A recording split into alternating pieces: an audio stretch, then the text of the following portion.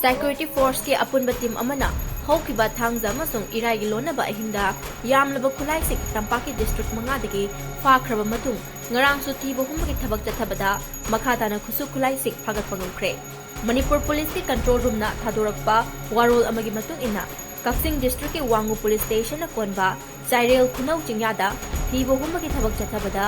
magazine aniga loinana SLR ama magazine amaga loinana 9mm carbine ama SBBL gun ama magazine yauba .22 rifle ama 7.62 mm LMG gi barrel ama 7.62 mm LMG gi magazine ama maru khara gram chaunga muklumba IDL explosive mari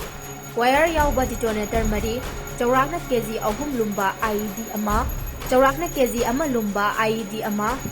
misfire CTZ 40 mm HEMG3 ahum Chinese grenade ama tube launcher ani tear smoke shell soft nose SR manga stun cell Norman ama charging box ama handset charger ama handset ani handset earpiece manga helmet ama camouflage t-shirt ama plate amaga BP base ani magazine pouch ama jungle boot jura ama amadi trapoline amani hari